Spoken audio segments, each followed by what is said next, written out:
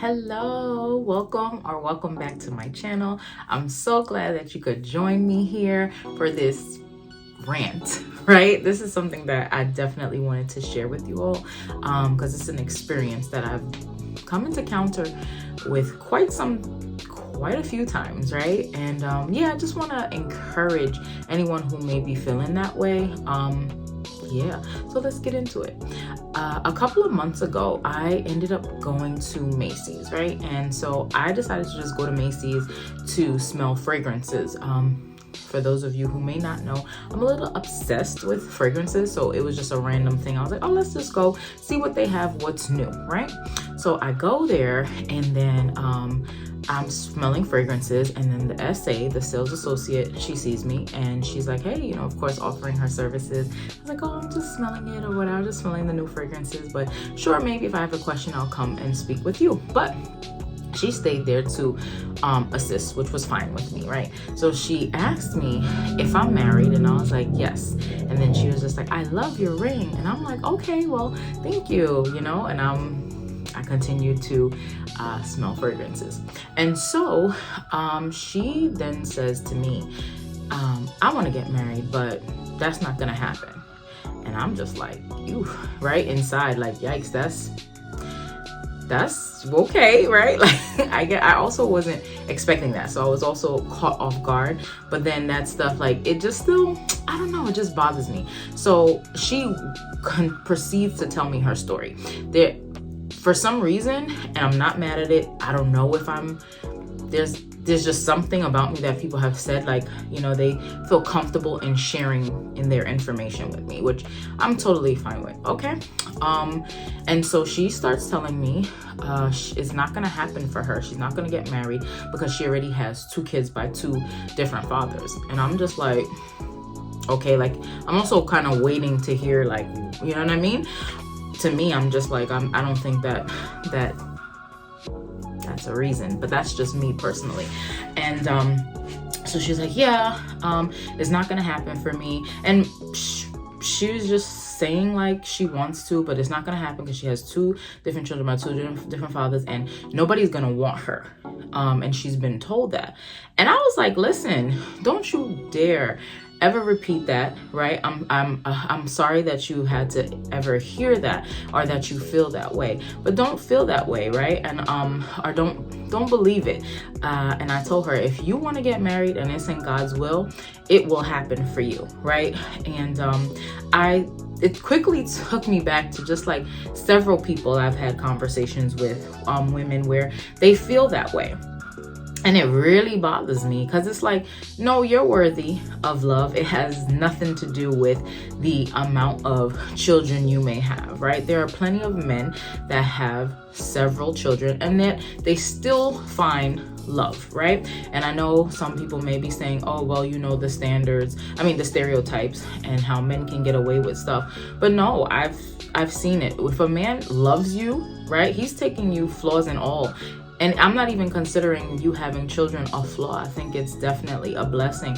And it's unfortunate, right, that we tend to gravitate towards those who speak negatively to us, or maybe we deep down inside, we believe it for ourselves, and an example, may he rest in peace, was Kevin Samuels, right? He had his opinions and maybe living his experiences, right, because of the type of guy he was. But like, the things that he would say to these women. And again, for me, I feel like you can't overgeneralize saying like all top high-end men want that. I just feel like you don't know all type of men, all type of high-end men. So, it's unfortunate that we tend to just listen to those things. True story for me, I remember I was in a relationship, an ex, right? It's always an ex story, I promise you. So anyway, I remember we broke up for the umpteenth time. It was pretty toxic. Like, the breakup, get back together, that was so silly.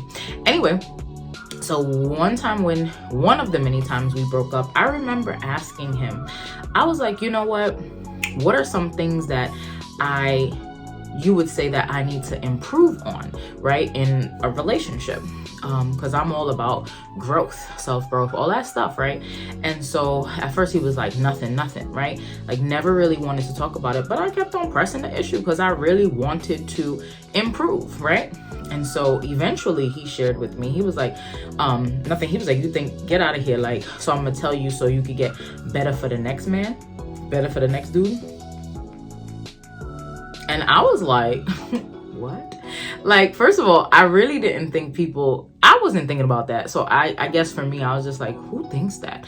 But true story, people really be thinking like that. Like they don't want you to be better for the next person. And so in conjunction, in correlation to what I'm saying, I do believe that people tend to say that to keep you down, right? So you can believe that you can not find love. No man is going to want you.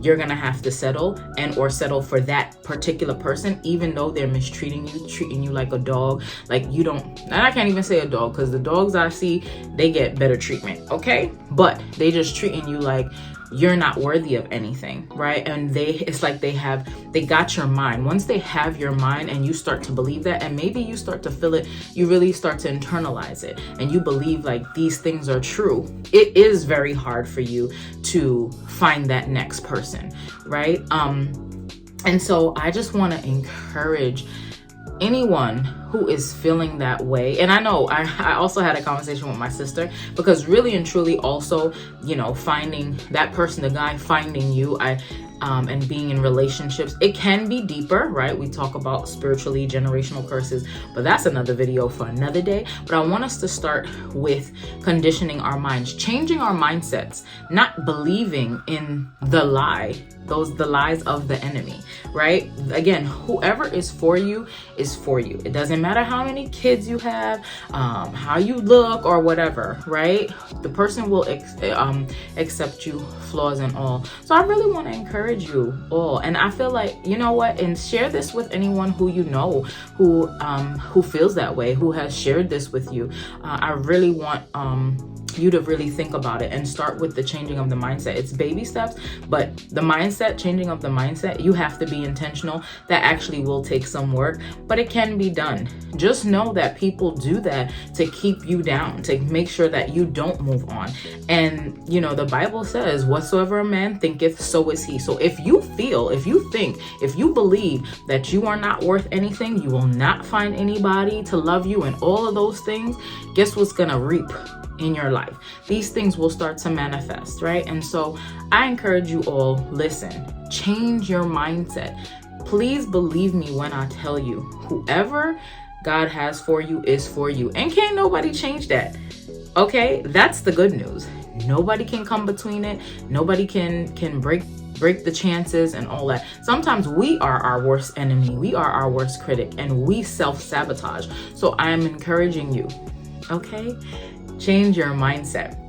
And just to end off with the story with the lady, she ended up telling me that, but she was very self-aware. She shared with me that she was she grew up in foster homes, right? So I know that also could play a part on like how she's feeling about herself and just like, constantly moving around. But she was very self-aware, which I felt was amazing. So we did kind of like a little therapy type thing. And I also ended up giving her resources to BetterHelp or any other therapy resources that I had at hand, and she definitely said she was going to look into it.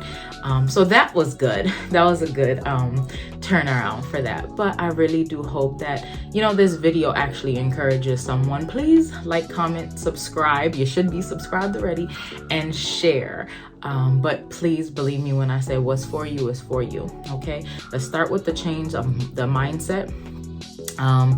And keep going. And oftentimes, and I think one more thing that we need to do is take inventory of what we're listening to, who we're listening to, right? Why is it that we're flocking to people who don't even qualify to tell us about ourselves? Now, I do believe there's a difference. Like, I do want us all to be teachable, right? Because we definitely need to grow.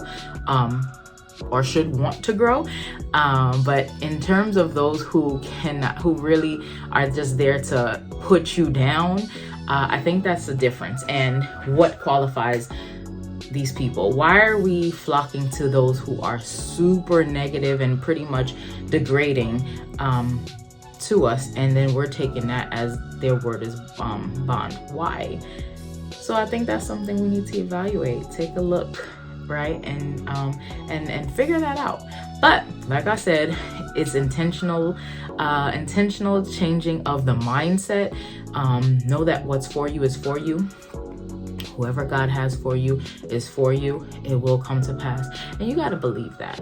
But yeah, I might do a part 2 or whatever, and just if necessary, I guess, this explaining deeper things, possibly with the generational curses, if anything. But yeah, for now, I think we should start right there. But I love y'all. I'm so excited for this time. I love talking to y'all, I'm not gonna lie. But I really hope that this video does change your perspective and really helps, right?